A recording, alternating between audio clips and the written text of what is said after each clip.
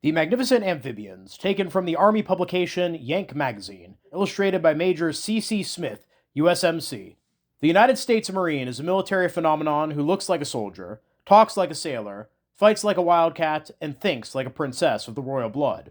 Always a modest fellow, the Marine describes himself as a soldier who can read and write. The United States Marine, as any United States Marine, will tell you with or without provocation that he is the best looking, toughest, most intelligent, most polished, and most valuable member of the armed forces. When he hears that 1/3 of the nation is poorly housed, poorly clothed, and poorly educated, he knows which third it is. It is the Army, the Navy, and the Coast Guard. The Marine thinks of his barracks as a ship, and speaks of it in nautical terms. A wall is a bulkhead, a floor is a deck, to be holystoned rather than scrubbed. A latrine is a head. The Marine never goes upstairs, he goes topside. When he gets topside, he isn't on the second floor, but on the second deck, and he didn't get there by the stairs, he went up the ladder. When a Marine is indoors or has no hat on, he doesn't salute officers.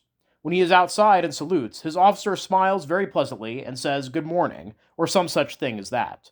There is a member of the most efficient fighting force in the world, he says. Although it is almost unbelievable, these glamour boys actually do KP. They put on their herringbone twill coveralls with the Marine insignia, and they work in the kitchen for a month at a time. Unlike the more prosaic soldier, however, the Marine gets $5 a month to cover the cost of any dishes he might break. If a Marine breaks no dishes, the $5 is clear profit, and the United States Marines win again. All is not peaches and cream in the life of a Marine, though. He gets less liberty than a soldier, and a 3-day pass doesn't mean much to him, since half that time must be spent in making himself as pretty as possible. When he leaves his barracks, he must pass the inspection of 2 full-length mirrors just inside the front door.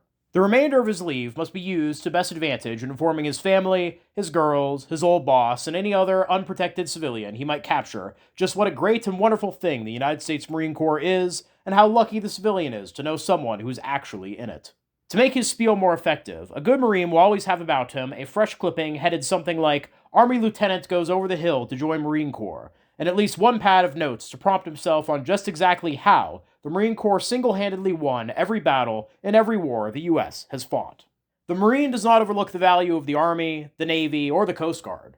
He knows they were organized and maintained to show by the contrast the greatness, the wisdom, the courage, and the beauty of the United States Marines.